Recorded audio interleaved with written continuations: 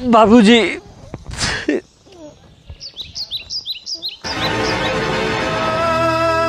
क्या करेगा? चल जाइए यहाँ से। बाबूजी ऐसा मत कहा, हमर क्या बहुत तबीयत खराब बा, कुछ करा बाबूजी। तब सी दया कर रहता पर लड़का मर जाए। जब अपना ऊपर बीते लगा तब लोग के अकल ठिकाने आवेला। हम तो हर कोनो मदद नहीं कर सकते। ना बाबूजी ऐसा मत करा बाबूजी, हमार बेटा मौत से जूझ रहा बा, कुछ कर बाबूजी। बाबूजी हमार बबुआ मर जाए।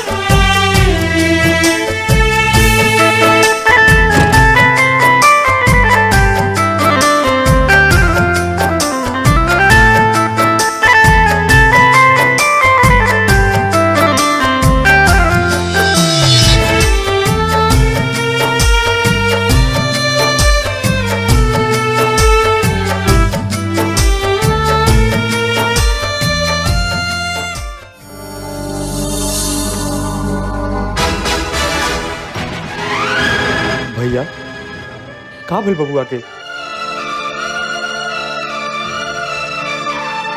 अरे कुछ बोलत काहे नहीं खा? भाभी कुछ बोलत काहे नहीं को? अरे का भेल बतावा ना। हम अपने बबुआ के ना बचा पाई। कहाँ कहाँ ना बबुआ खातिर भीख मांगनी, यहाँ तक कि आप लोग भी हमारा से मुंह फेर लेला।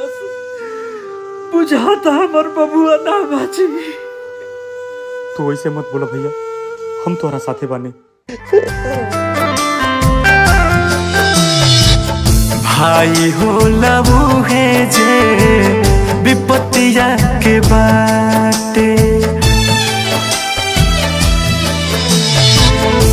भाई हो लबू है जे विपत्तिया के बाटे, मित हो लबू है जे आपत्तियों में आते, मित हो लबू है जे आपत्तियों में आते, भाई हो लबू है जे विपत्तिया के बाटे, भाई हो लबू है जे विपत्तिया के बाटे।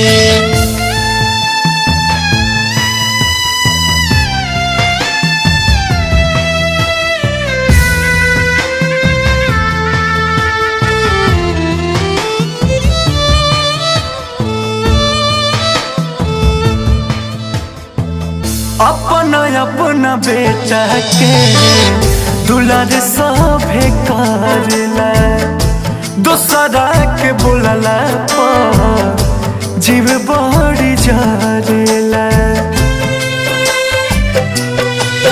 हो अपना अपना बेटा के दुलार सभे करेला, दूसरा के बोलला पर जीव बड़ी जरेला।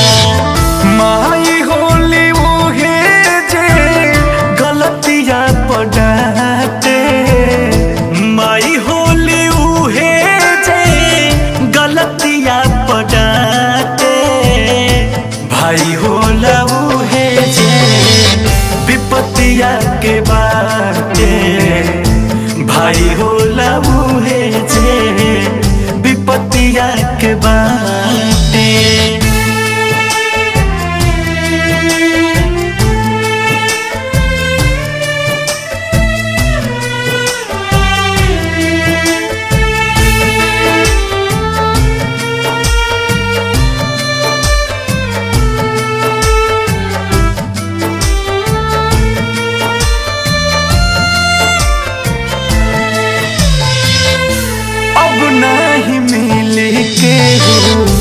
एह काला जुग में केहू खाला छूछे केहू धोवे हाथ दूध में